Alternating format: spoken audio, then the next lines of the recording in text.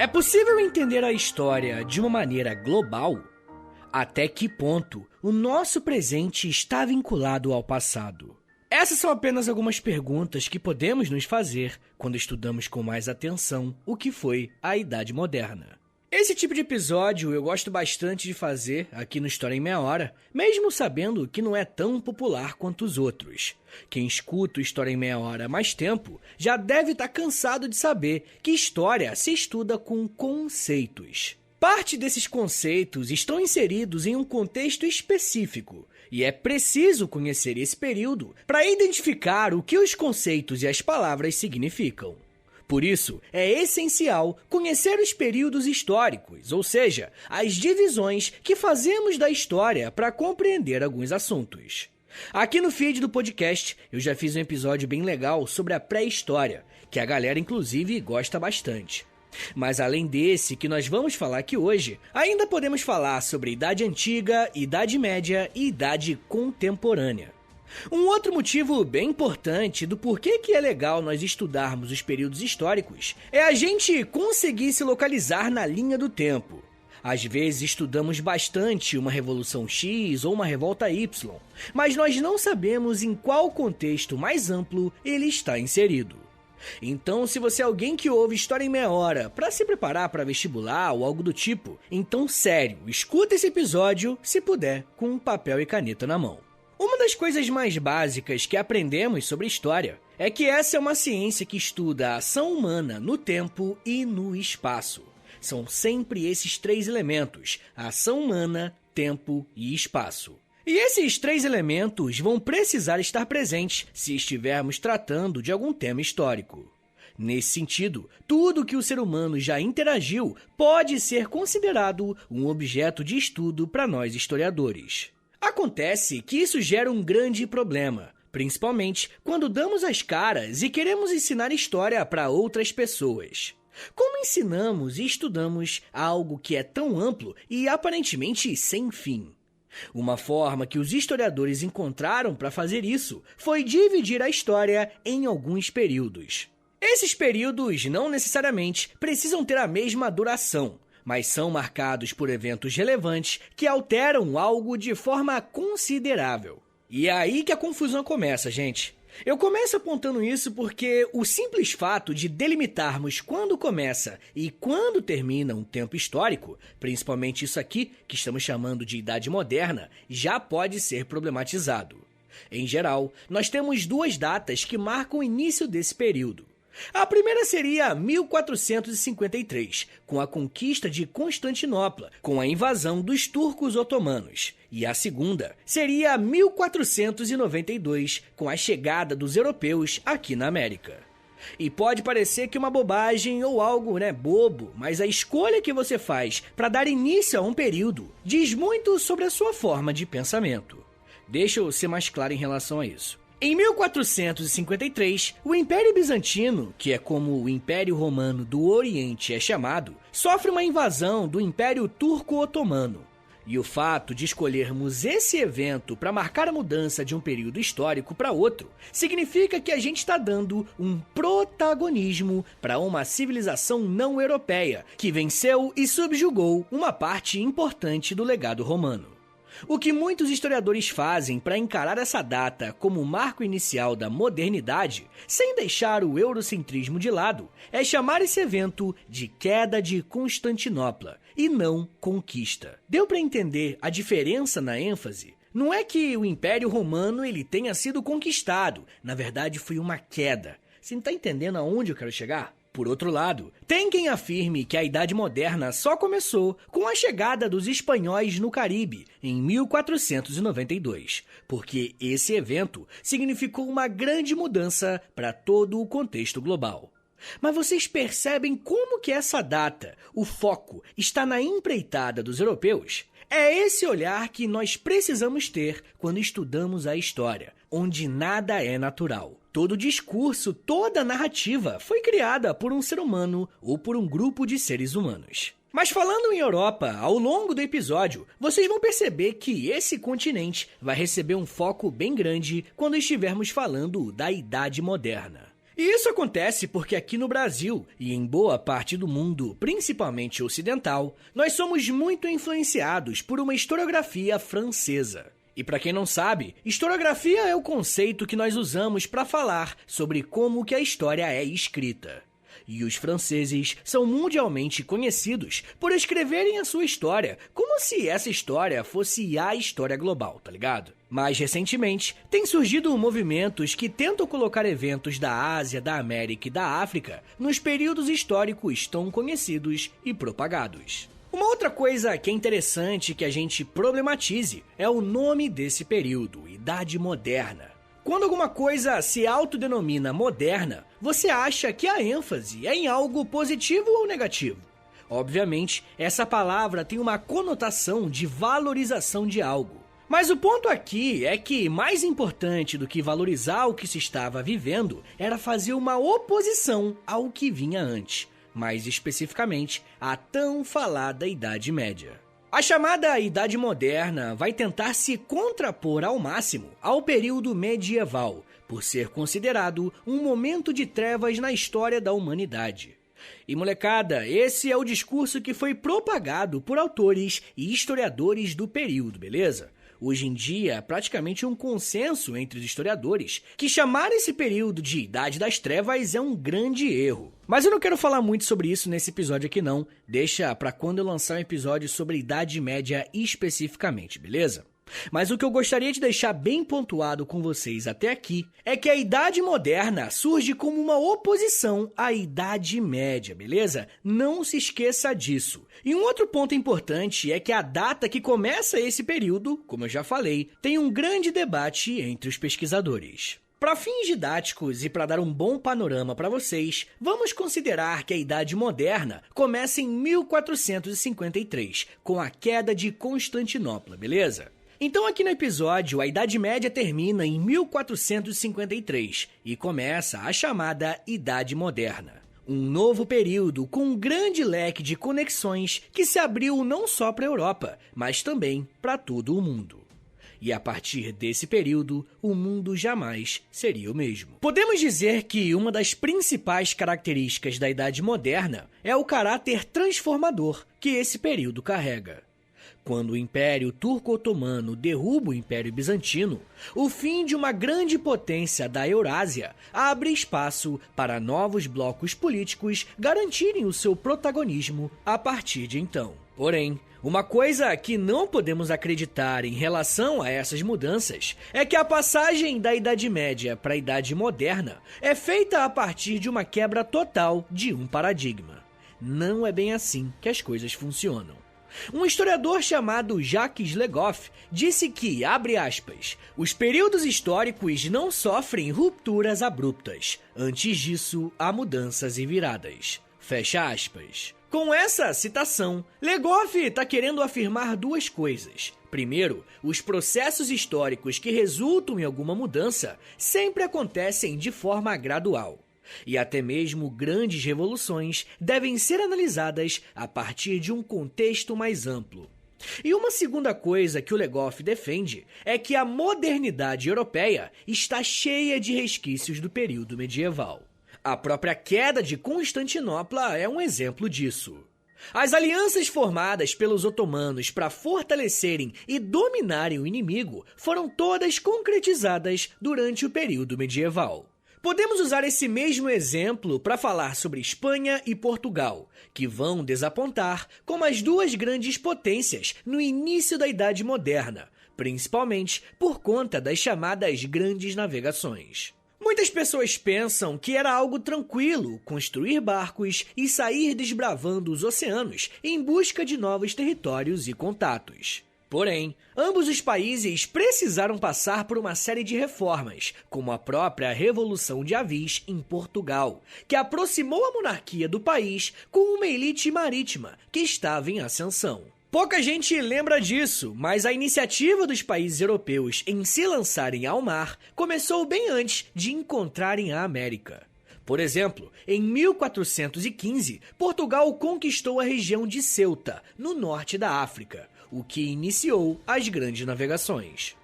Nós temos aqui mais um exemplo de como que os períodos históricos estão mais interconectados do que parece. O avanço dessas navegações pela África e, posteriormente, pela Ásia, vai abrir uma nova discussão para a história, a globalização. Conforme os reinos europeus avançam por esses territórios, o mundo vai se tornar cada vez mais conectado.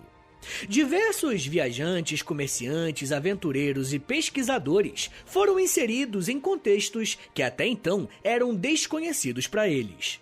O Oriente começou a ser mais explorado através de rotas alternativas. A Rota da Seda, por exemplo, que já existia há muitos séculos, pôde ser substituída pelas rotas marítimas. Mas podemos dizer sem medo de errar que, de fato, tudo mudou com a chegada dos europeus aqui na América, em 1492. E aqui eu não estou fazendo uma referência ao eurocentrismo ou algo do tipo, mas tentem seguir o meu raciocínio agora. Até esse momento, o mundo conhecido era apenas a Europa, a África e a Ásia. Na verdade, parte deles, né? O mapa mundi do século XV tinha somente essas regiões. Mas quando Cristóvão Colombo decide chegar às Índias, dando a volta ao mundo, e acaba se deparando com um continente novo, o Novo Mundo, todas as certezas que se tinham até aquele momento tiveram que ser reformuladas. Vocês têm noção do que é isso? Dá até pra fazer uma comparação com... Imagine que a gente, pegue um foguete da Terra para a Lua e no meio do caminho a gente encontra um novo planeta, com outros seres, com vida inteligente. É uma coisa muito complexa. Toda a nossa noção do que é ciência, astronomia, física, biologia, teologia precisaria ser mudado a partir dessa nova informação. E é a partir desse encontro que vemos os termos Novo e Velho Mundo serem usados para se referir a esse choque de realidade. Um dos primeiros setores da sociedade europeia que foi fortemente transformado pela descoberta da América foi a Igreja Católica. Ao longo do século XV, essa instituição estava lidando com algumas questões internas, como por exemplo a perseguição e a tentativa de tirar os hereges de dentro da igreja através da implementação das Inquisições.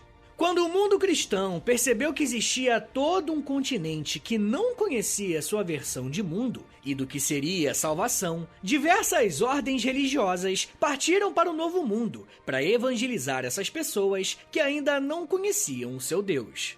Esse esforço foi tão presente que ao longo do século XVI, cristãos europeus não foram apenas para a América, como também para o Extremo Oriente, como por exemplo com a chegada dos jesuítas portugueses no Japão em 1543. Mas essa nova fase do cristianismo carrega consigo um grande paradoxo. Ao mesmo tempo em que ele se expandiu, foi justamente esse mesmo período em que aconteceu o maior racha da história da igreja. Eu estou me referindo à Reforma Protestante em 1517. Eu digo que é um paradoxo porque o catolicismo tinha uma grande oportunidade nas mãos de se espalhar agora de maneira global. Porém, como eu falei, dentro da própria igreja já existiam movimentos reformistas e de correção de alguns pontos. Quando Martinho Lutero apresenta as suas 95 teses que divergiam da instituição cuja ele fazia parte, muitos reinos europeus viram nesse momento uma brecha para diminuírem o poder e a influência da Igreja Católica. Alguns historiadores, como a Kalina Vanderlei Silva, dizem que, abre aspas, a Reforma Protestante iniciou o processo de secularização do mundo ocidental. Mas foram os pensadores do século XVIII que o laicizaram de vez. Fecha aspas. No primeiro momento, essa citação pode não parecer fazer o menor sentido, né? Mas ela é muito importante, porque aponta para uma direção que vamos ver se consolidar cada vez mais ao longo do episódio. A Reforma Protestante não criou apenas uma nova vertente do cristianismo, mas, acima de tudo, tirou da Igreja Católica o protagonismo que ela tinha sobre vários assuntos, que iam desde a fé até questões sociais, políticas e econômicas. Boa parte das mudanças que vai acontecer se baseia na quebra de protagonismo do catolicismo romano. E eu ainda quero falar mais sobre como que essas mudanças da Idade Média moldaram o mundo que nós conhecemos hoje. Mas me dá um minutinho aí, tá, gente, que daqui a pouco a gente volta e eu falo um pouco mais sobre revoluções, reformas, colônias, iluminismo e a razão. Segura aí, que é um minutinho só.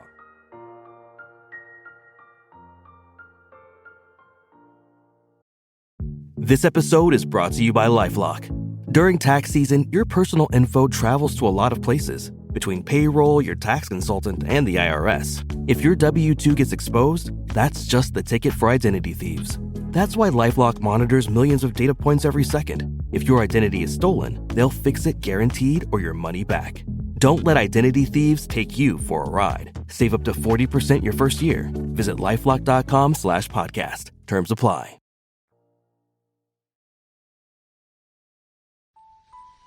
Eu sempre sonhei em poder viver de criação e de educação. E graças ao apoio de vocês lá no Apoia-se, isso se tornou realidade. Entre em apoia.se/História em Meia Hora, que com 10, 20 ou 30 reais por mês, você não só contribui para esse trabalho continuar acontecendo, como também recebe recompensas exclusivas para os apoiadores.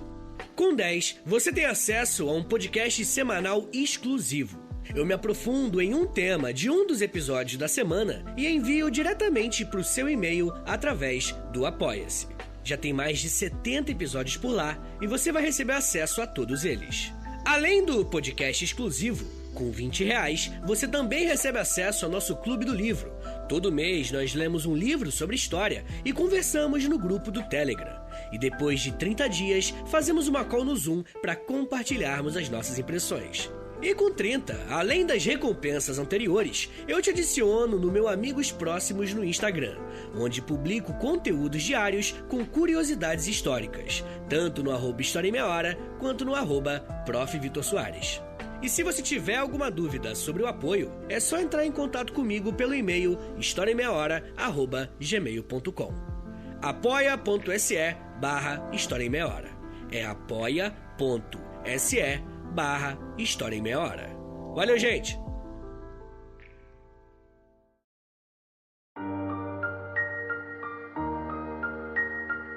Abre aspas. Gostaria que fizessem um estudo sério da história no momento em que ela se torna realmente interessante para nós. Me parece que isso acontece em fins do século XV. A imprensa, que foi então inventada, contribuiu para torná-la menos incerta. A Europa muda de rosto. Os turcos, com sua expansão, expulsam as belas letras de Constantinopla. Estas florescem na Itália, estabelecem-se na França e vão polir a Inglaterra, a Alemanha e o Norte. Uma nova religião subtrai metade da Europa da obediência do Papa. Um novo sistema político se estabelece. Com a ajuda da bússola, é feita a circunnavegação da África. Comercia-se mais facilmente com a China do que com Paris e Madrid. A América é descoberta, submete-se a um novo mundo e o nosso muda quase que por inteiro. Fecha aspas. O que você acabou de ouvir é um trecho de um texto publicado pelo filósofo iluminista Voltaire, em 1742. Se vocês perceberem bem, o que ele acabou de fazer, gente, é um grande resumo do que falamos até aqui. Caso vocês queiram ler o texto completo, é só buscar por Notas sobre a História, do Voltaire, para ver qual é a análise desse importante pensador sobre a modernidade. Mas eu trouxe essa citação aqui, não só porque ela nos ajuda a resumir o que aconteceu, mas acima de tudo, porque ele reflete sobre o seu próprio tempo. E isso é algo relativamente novo na história, e foram os próprios pensadores do período que afirmaram que estavam vivendo na modernidade. Citando a Kalina mais uma vez, abre aspas, os homens do século XVI já julgavam estar vivendo em um mundo novo, em um mundo moderno. Fecha aspas. O fato de ter essa consciência sobre estar vivendo um período de transformações deu a capacidade a muitos desses filósofos de classificarem os períodos históricos anteriores. Então vai ser a partir daqui que a modernidade vai ser entendida como uma oposição ao que é medieval, como falei mais cedo. E a palavra medieval vem de médio mesmo, sabe? É como se fosse, uma forma de menosprezar esse período. Afinal, a Idade Antiga, da Grécia Antiga, Roma Antiga, a Antiguidade Clássica, ela era importante. O período do meio, que é o período medieval, ele é só o período do meio. E esse tempo que eles estão vivendo, que é a Idade Moderna, novamente, é importante. Uma das principais mudanças entre a modernidade e o mundo medieval vai ser a racionalização da vida. Com isso, eu não quero dizer que antes não existia o pensamento racional e lógico, até porque muitos filósofos medievais são muito influentes até hoje. O ponto aqui, gente, é que o pilar central da sociedade mudou. Quando a Igreja Católica deixou de ser a principal instituição a organizar a vida social, o pensamento racional, e não mais o teológico, passou a ser predominante. Alguns historiadores, como Sérgio Paulo Rouanet, dizem que foi essa racionalidade que transformou diversos setores da Europa. Primeiramente, houve uma racionalização da economia, onde o modo de produção feudal deixou de ser praticado de maneira geral, e pouco a pouco o capitalismo foi sendo gestado. Ele diz que essa transformação se deu por, abre aspas, uma mentalidade empresarial fundamentada no cálculo, na previsão, nas técnicas racionais de contabilidade e de administração e de forma de trabalho livre assalariado. Fecha aspas. E é aqui que precisamos fazer aquelas problematizações clássicas e tão necessárias. Se a Idade Moderna vai ser marcada por esse pensamento racional no que se refere à economia, esse tal trabalho livre e assalariado só vai estar presente na Europa. Eu nem preciso dizer que, para existir esse tal trabalho livre na Europa, as colônias aqui na América sustentavam todo esse progresso a partir da escravidão africana. A escravidão merece um papel de destaque nesse episódio, porque historiadores de regiões fora da Europa têm apontado a incoerência de chamar um período de moderno enquanto a escravidão humana era praticada. E molecada, eu não quero parecer repetitivo, mas como esse é um episódio mais teórico, eu não quero deixar de destacar como tudo em história pode ser questionado e colocado em xeque. Não existe nada nesse nosso campo de estudo que fique isento desse olhar mais crítico. Bem, mas apesar dessa incoerência entre modernidade e escravidão, na Europa, a racionalidade também chegou até a política. Enquanto no período medieval o poder político era dividido em centenas de milhares de reis, duques e príncipes, cada um com o seu terreno, o seu feudo, a modernidade foi apresentada a uma nova forma de governar, as monarquias nacionais. Conforme alguns reis se sobressaíram em relação aos outros e os países europeus foram sendo formados, eles iam conseguindo se inserir nessa nova dinâmica global. Inclusive, essa é uma das explicações para que Portugal e Espanha conseguissem liderar a corrida colonial nos primeiros anos da Era Moderna. Quando o Estado moderno surge, toda uma estrutura jurídica e social também aparecem no cenário europeu. Exércitos são criados, e são criados também símbolos que dão uma identidade de nação a um mesmo povo. Com a figura de um monarca amparado por um Estado, os empreendimentos das navegações vão receber um grande apoio naquilo que ficou conhecido como mercantilismo. Muitos classificam o mercantilismo como uma etapa preparatória para o capitalismo, às vezes até chamam de pré-capitalismo. E de fato, ele realmente é isso. Mas eu quero chamar sua atenção aqui para a importância que esses estados modernos vão ter para financiarem uma série de iniciativas importantes para a modernidade, que tem tanto uma ligação política quanto econômica. Se você já ouviu falar da Companhia Britânica das Índias Orientais ou da Companhia Holandesa das Índias Ocidentais, saiba que estamos falando de empresas que foram criadas por um capital privado, mas com total apoio e muitas vezes financiamento desses estados que estavam em formação. E eu trago essa informação para vocês, para mostrar como o desenvolvimento econômico da Europa também foi acompanhado por uma racionalização política. Racionalização política e econômica, as duas andaram de mãos dadas. Conforme as monarquias se fortalecem, os reis vão se consolidar no poder como as principais lideranças nesse processo. A partir dessa centralização política, muitos historiadores vão classificar esse protagonismo da figura do rei como o surgimento do absolutismo.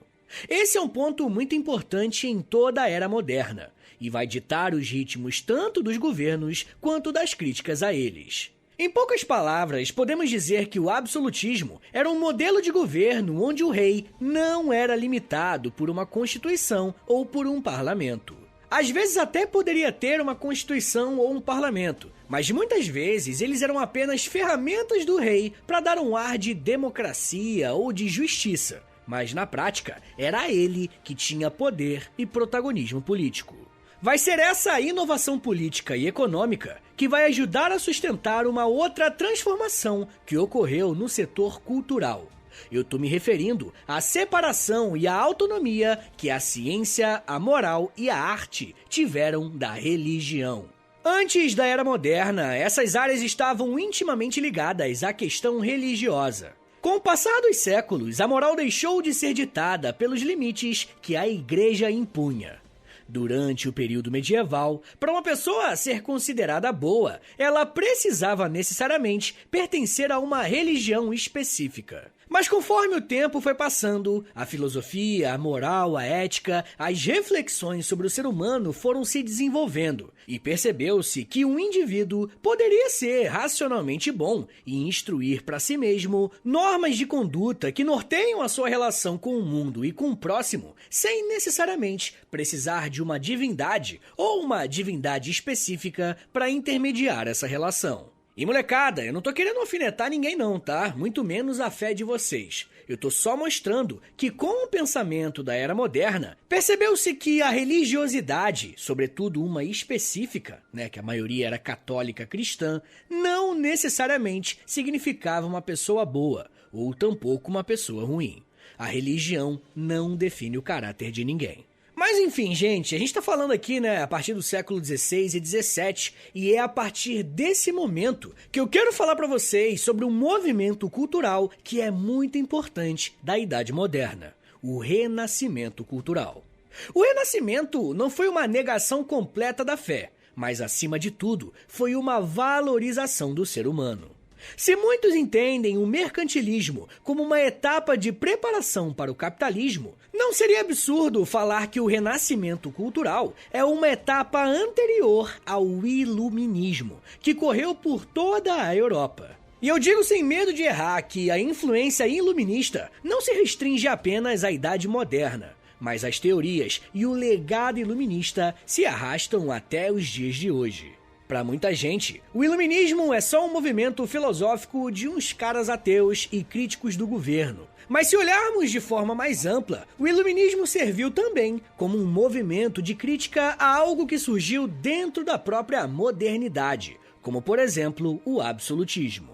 E olha que interessante, Dentro da modernidade está surgindo o renascimento cultural, que mais tarde vai dar luz para o iluminismo, que vai criticar o absolutismo, que também nasceu na Idade Moderna. É uma coisa conflituosa, A razão entrando em ação. Um outro ponto de crítica que o iluminismo faz é a respeito da participação da Igreja na política. E essa é mais uma prova de quanto que essa instituição era importante para a Europa. E mesmo com o abalo sofrido por conta da Reforma Protestante, o catolicismo se manteve firme e muito atuante, até em países europeus, como na França, na Espanha, em Portugal e principalmente aqui na América Latina. Mas para vocês terem um exemplo de como que os filósofos iluministas atuavam de formas diferentes, dependendo do seu contexto, a crítica que se fazia na Inglaterra era completamente diferente da crítica feita na França. Na Inglaterra, por exemplo, o absolutismo do rei era uma das principais fontes de crítica, tanto que o John Locke precisou se exilar na Holanda enquanto aconteciam algumas revoluções em seu país. Apesar desse período turbulento na Inglaterra, foi lá mesmo que aconteceu um dos eventos mais importantes de todo o período moderno, a Revolução Industrial. A industrialização desse país colocou o mundo em um novo patamar quando o assunto era produção e consumo. Muitos acham que o fator determinante para a existência da Revolução Industrial foi o desenvolvimento das máquinas, mas olha, definitivamente não foi só isso. Para a história, esse evento é importante não por conta da existência de uma ou outra máquina, mas pelas mudanças sociais e políticas que a industrialização trouxe primeiro para a Inglaterra e em seguida para a Europa. Foi a partir da Revolução Industrial que a produção aumentou em uma escala que era inimaginável até então. E os ingleses só conseguiram escoar essa produção por conta do protecionismo do seu estado e pela quantidade de colônias que eles tinham espalhadas pelo mundo. E eu não sei se vocês estão percebendo aqui, gente, mas praticamente todos os assuntos que falamos até agora se relacionam entre si e acabam interferindo uns nos outros. O crescimento econômico da Inglaterra acabou escancarando uma série de contradições não só na Europa, como também ao redor do mundo. Conforme os princípios iluministas cresciam e conquistavam cada vez mais adeptos, foi ficando cada vez mais difícil conter algumas revoltas geradas por problemas sociais. Se formos elencar apenas algumas dessas revoltas que marcam a era moderna, podemos citar pelo menos 3 países: o Haiti, os Estados Unidos, que na época eram as 13 colônias, e a França. A primeira delas aconteceu em 1776, nas 13 colônias inglesas na América, que tinham uma forte ligação com a Inglaterra por conta da relação metrópole-colônia. Na América do Norte, um dos princípios iluministas, conhecido como federalismo, ganhou muita força a partir dos escritos de Thomas Paine, e as disputas com a coroa inglesa, por conta dos impostos, só aceleraram esse processo. Quando eles se tornaram independentes no ano seguinte, o mundo europeu se viu com um grande problema nas mãos. As metrópoles perceberam que a liberdade poderia ser uma opção. E é claro que os motivos eram outros, mas o levante de pessoas escravizadas que aconteceu no Haiti contra os seus senhores, sem dúvidas, pode ser encarado como pertencente ao mesmo processo. A Revolução Haitiana ocorreu em 1791. E se a Revolução Americana teve um grande impacto para a política colonial, a Revolução Haitiana despertou um horizonte de esperanças para os escravizados em todo o continente americano. Aqui mesmo no Brasil, diversas pessoas escravizadas foram encontradas com imagens do líder haitiano Toussaint Louverture, mostrando que ele se tornou um símbolo para quem buscava quebrar as suas correntes. Mas nenhuma revolução na era moderna foi tão importante e simbólica quanto a que ocorreu na França. Esse era um país que carregava muitas contradições da modernidade. Diversos pensadores iluministas que defendiam a liberdade acima de tudo viam na França um país que também tinha lucros a partir da escravização de pessoas. Mas além disso, enquanto uma grande parte da sociedade francesa passava fome, a nobreza esbanjava comida nos banquetes reais. Essas são apenas algumas contradições que levaram a população francesa a se revoltar com a sua classe política e exigirem uma participação maior na vida pública. A Revolução Francesa começa oficialmente com a queda da Bastilha, em julho de 1789. E é justamente esse o marco histórico que os historiadores escolheram para colocar um ponto final na Idade Moderna.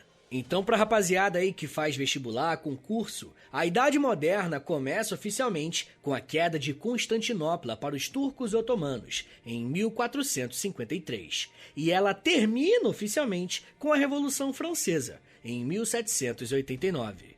Se existe um grande debate a respeito de quando começa esse período, o seu final pouca gente contesta. E pouca gente contesta justamente porque vê na Revolução Francesa uma ruptura muito grande com o modelo político e social que se desenvolveu nos últimos 336 anos. O absolutismo foi rejeitado. A fé já não era mais o suficiente para melhorar a vida da população. E a burguesia surgia como uma classe social em ascensão. E novamente pra rapaziada aí do concurso, é legal anotar que na cultura, a Idade Média acreditava no teocentrismo e a Idade Moderna, por conta do Renascimento, acreditava no antropocentrismo. Economicamente, na Idade Média nós tínhamos o feudalismo e na Idade Moderna o mercantilismo. Na política, nós tínhamos uma descentralização política na Idade Média e uma centralização política na Idade Moderna, que muitas vezes é o que chamamos de absolutismo. E na religião, durante a Idade Média nós tínhamos o catolicismo, mas aí houve a reforma protestante na Idade Moderna e abriu-se um leque de opções para os cristãos.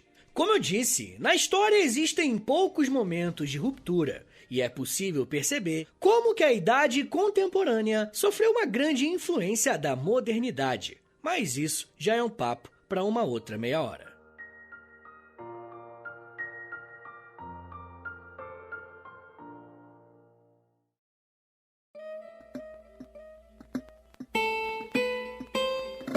Senhores, muito obrigado por terem ouvido até aqui. Meu nome é Vitor Soares, eu sou professor de História e você acabou de ouvir o História em Meia Hora. Compartilha esse episódio com a rapaziada, manda no grupo dos amigos, no grupo do condomínio, manda pra aquele amigo que você sabe que gosta de história, espalha aí, por favor, e você pode espalhar lá no Instagram, tá bom? E aí você me marca no @História em Meia Hora ou no Twitter, e aí você me marca no @H30podcast, que aí eu já te agradeço e tal por ajudar. Se você gosta do História em Meia Hora, se você quer ver esse podcast continuar de pé por muito tempo ainda, passa lá no Apoia-se, beleza? É apoia.se/História em Meia Hora, tem conteúdo exclusivo, tem clube do livro, tem conteúdo no Instagram também, tem vários planos bonitinhos explicados, mas se você tiver alguma dúvida, você pode mandar um e-mail pra mim lá no historiameiahora@gmail.com e esse historiameiahora@gmail.com também é o meu Pix, tá bom? Então se você quiser dar moralzinha aí, qualquer valor, eu agradeço demais. Um favorzinho que eu vou te pedir agora, mas isso não custa nada, na dica de nada, é você dar 5 estrelinhas, por favor, aí no Spotify, clicar em seguir, tá bom? 5 estrelinhas na avaliação, né, que você pode avaliar o podcast, e aí se você me der 5 estrelinhas, pô, isso me ajuda demais e não custa nada, né, pô, quebra essa aí. E você também pode seguir o podcast e clicar no sininho, que aí quando sair um episódio novo, já que você clicou no sininho, vai aparecer no seu celular uma notificação falando. Mas é isso, gente, me siga nas redes sociais, é @Prof. Vitor Soares no Twitter e no Instagram e lá no TikTok, tá bom? Não se esqueça que eu tô fazendo vídeos diariamente lá no TikTok, é só me seguir no @Prof. Vitor Soares e é vídeo educativo, tá? Eu não sei dançar, já vou avisando. Tá bom, gente? É isso. Então é isso, muito obrigado, um beijo, até semana que vem! E valeu!